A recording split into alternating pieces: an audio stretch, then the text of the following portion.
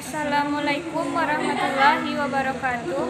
Perkenalkan, saya Aprila Nashwa dengan NIM 2430304005. Dan saya Susi Santi dengan NIM 2430304023. Baiklah, kami dari kelompok 4 akan mempresentasikan mata kuliah layanan perpustakaan yang berjudul Sistem Layanan di Perpustakaan.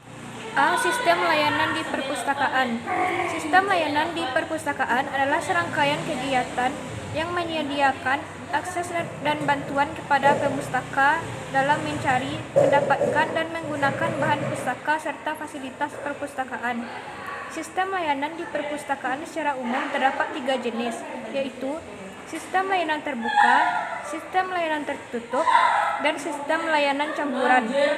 Ketiga sistem pelayanan tersebut memiliki kelebihan dan kekurangan masing-masing dan penerapannya tergantung pada kondisi dan kebutuhan.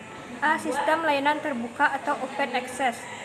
Dalam sistem layanan terbuka, perpustakaan memberikan kebebasan dan keleluasaan bagi pemustaka untuk memilih sendiri buku yang akan mereka butuhkan di tempat dan rak yang disediakan oleh perpustakaan. Kemudian, buku yang akan dipinjam nanti akan diproseskan pinjam oleh pustakawan. Jenis layanan ini memiliki kelebihan, diantaranya 1. Pemustaka bebas memilih bahan pustaka yang dibutuhkan dan langsung ke jajaran koleksi. 2. Menimbulkan rangsangan membaca kepada pemustaka. 3. Koleksi lebih didaya gunakan.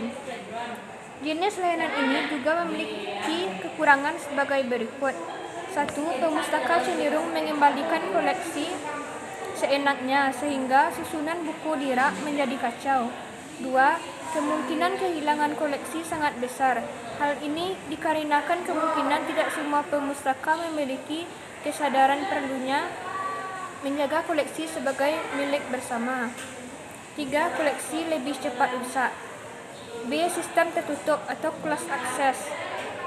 Pada sistem ini, pengunjung atau pemakai tidak diperbolehkan mencari dan mengambil sendiri buku-buku yang dibutuhkan. Apabila ingin mencari buku, harus melalui petugas dan pemustaka. Tidak diperbolehkan masuk ke ruang buku. Pemustaka memilih koleksi bahan pustaka yang diinginkannya lewat katalog yang disediakan.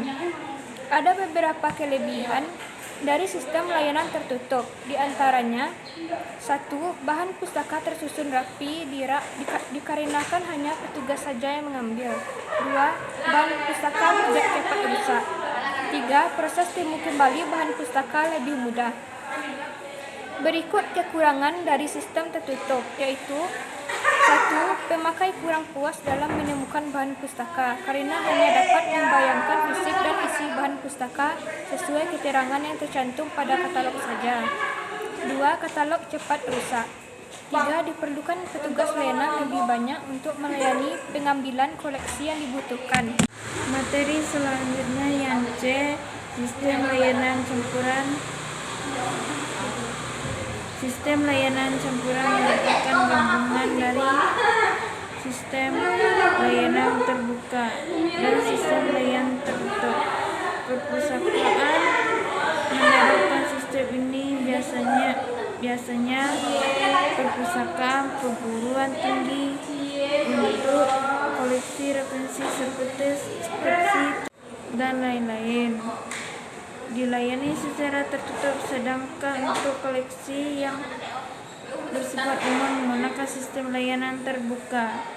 Adanya beberapa kelebihan dari sistem layanan campuran antara lainnya. 1. Pemakaian dapat langsung menggunakan koleksi referensi dan koleksi umum secara bersamaan. 2. Tidak memerlukan ruang baca khusus untuk koleksi referensi. 3.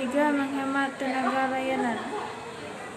Berikut kekurangan sistem layanan campuran. 1. Pemakaian luas. Mengontrol pemakaian yang menggunakan koleksi referensi dan koleksi umum. 2. Ruangan koleksi referensi dan koleksi umum menjadi salah satu dan perlu pengawasan yang lebih ketat. B. Pentingnya pelayanan di perpustakaan. Menurut KBBI, pelayanan diartikan sebagai perlihan atau cara melayani dan dapat diartikan sebagai usaha melayani kebutuhan orang lain. Pada hakikatnya, pelayanan perpustakaan yaitu membantu memenuhi kebutuhan informasi perpustakaan dengan menyediakan bahan pustaka dan alat penulisannya. Berikut ini pentingnya layanan perpustakaan. 1. Memperluas akses informasi. 2. Untuk meningkatkan minat baca. 3. Memberikan ruangan kreatif dan ekspresi. 4. Melayani semua kalangan. Berikut ini faktor pendukung layanan perpustakaan, diantaranya: 1. Koleksi atau bahan pustaka. 2. Pemusaka. 3. Staf atau pengelola perpustakaan. 4. Kualitas. 5. Dana atau anggaran. 6. Manajemen. Baiklah, sekian video presentasi dari kelompok kami. Kami akhiri. Wassalamualaikum warahmatullahi wabarakatuh.